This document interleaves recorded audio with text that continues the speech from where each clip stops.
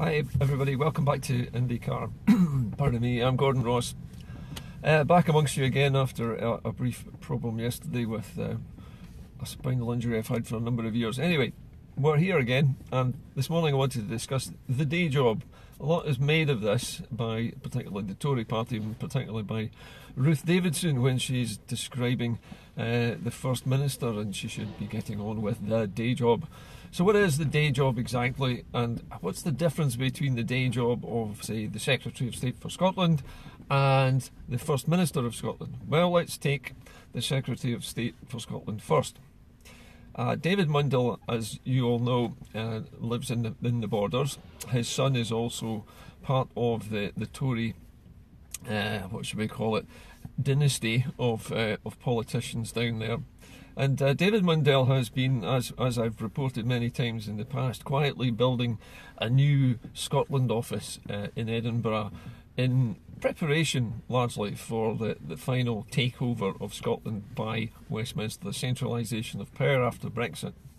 So that's one of the first things in David Mundell's day job, is to make sure that he can take over Scotland after Brexit has wrecked our economy, and after all the powers which were normally vested in Holyrood have been taken to Westminster and bent and twisted and changed so that we have no power anymore, and so that the Secretary of State for Scotland can take over the day-to-day running of the country.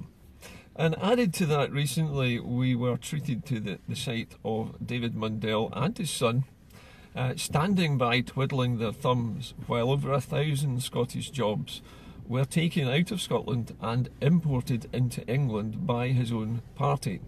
Now, call me an old cynic, but surely the day job of the Secretary of State, particularly when he's an MP for an area, is to look after the constituents in his local area. Instead of which, Mundell, who sits in the cabinet with the heads of the Tory party in government in London, who's in there with them every single week, who knew or must have known that Young's fish packing plant was going to be closing in Scotland, did nothing about that. But he also must have known that his own government was about to pay several £1 million. I think it's actually 1.3 million. I'll check the figures. 1.3 million pounds to this fish packing company to expand their operations in Grimsby, to create almost the same number of jobs that have been lost from Mundell's own constituency. And he sat back, he did nothing. He did nothing to actually change the way events happened. His day job as an MP in the Borders is to protect the jobs of his constituents, and he manifestly has not done that. In fact, he knew that those jobs were going to be destroyed, and he knew that his own party was going to recreate those jobs south of the border in Grimsby. Now, this is part of the day job of the Tory party, and the day job of the Tory party is to weaken Scotland, to drag more and more jobs out of Scotland and plant them in England, so that after Brexit, Scotland is not in a healthy situation, is not going to be feeling quite as happy about going for independence when so many jobs have already migrated south. This is a policy the Tories have pursued for decades, of drawing businesses and drawing jobs and drawing investment away from Scotland and into England to suit their own political aims. Now, contrast the behaviour of David Mundell, who literally sold out his entire constituency by giving 1,000 jobs to Grimsby. He knew that they were going. Contrast that with Scotland's First Minister. In the last 10 days, Nicola Sturgeon appeared mysteriously and suddenly in Brussels to talk to Michel Barnier, who is the lead negotiator in the Brexit talks with the United Kingdom.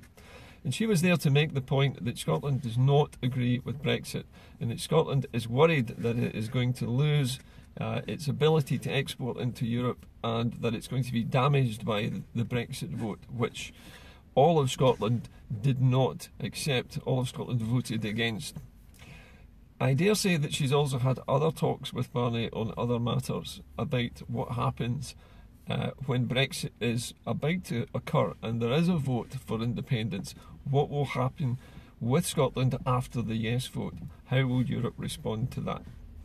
And as far as I understand it, and I do keep my finger on the pulse in terms of what's happening in Europe with other contributors in Europe, so some of them professionals, some of them who work within Brussels itself, that the European Union is actually quite happy for Scotland to remain in the EU after a yes vote, pending another decision on how it wants to relate with Europe, maybe another referendum on what model Scotland wishes to use to trade with Europe. Now, I'm not saying that we will stay in Europe forever, we may not, but the Europeans appear to be quite happy for us to remain in Europe after Brexit if we have voted to leave the UK. And why wouldn't they let us remain in Europe? We are already European Union members, and if we vote to leave the UK because it's leaving Europe, then we remain European Union members. We remain loyal, if you like, to the ideals of the European Union, which is okay as far as it goes. And in the aftermath of Brexit, we will have another vote on how we wish to trade with Europe, be that as an independent state outside of the Union, or whether it's as a full member. That is up to us to decide after we have left the UK. It's not up to London to decide for us, and that's really what this is about. So that was one of the ways in which the First Minister was doing her day job, representing the interests of the entire country at the European Union, while Mundell is twiddling his thumbs and doing what he's told by Mrs May and allowing jobs to be stolen from Scotland in his own constituency. So Michel Barnier, the visit to Michel Barnier is an important part of the day job of any national leader, is negotiating, talking to and having diplomatic ties with the likes of the European Union and other countries in Europe. We also saw yesterday, the day before, the First Minister at a swing park with children. Now this is another thing where the day job comes into it. When was the last time you saw Theresa May opening a swing park which is deliberately and specifically designed to include disabled children so that they have access to the same play equipment as their able-bodied friends? I don't know of anywhere in England which has this, and I've certainly never ever seen a British Prime Minister on the swings with the children, swinging and laughing and having a good time and being a human being, being an adult who cares about children, who cares about disabled kids, and who cares about the welfare of all of them. Again, this is doing the day job at a human level. This is not statesmanship or stateswomanship. This is just plain humanity. This is just being a nice person. And Nicola Sturgeon has always done this. When have you ever seen Oliver Mundell or David Mundell opening a swing park for the disabled? The last time I saw David Mundell open anything, it was a food bank, and he was proud of it, proud to be opening a food bank in his own constituency. So he's proud of the failure of his own party to look after the poorest people in society, and he is proud of the fact that he has allowed 1,000 jobs to migrate out of his own constituency into another one in England to benefit his own party. So the difference in the day jobs between the man who would be king and the woman who actually does run Scotland are very, very different. Mundell is a servant of Theresa May. He's a toady, he's a vassal, he is a social climber, and he will just do whatever he is told and look the other way when Scotland is weakened by some horrible Tory policy. Nicola Sturgeon, she may have her faults, and I have disagreed on many occasions with some of the things that the SNP government has done. They've made mistakes, some of them quite bad, but at least they have owned up to those mistakes, and at least they are accountable to the people of Scotland when they make those mistakes, and they've apologised for them, or they've put them right, or they've set things in motion to correct those mistakes, or even sometimes just abandon the thing that they've done which was a mistake when it's realised that it's not the right thing to do. When have you ever seen a Tory do that? Never is the answer to that, because they just don't. They never admit they're wrong, they never admit to making mistakes, and their whole ideology is based on telling people what to do and keeping the truth from them.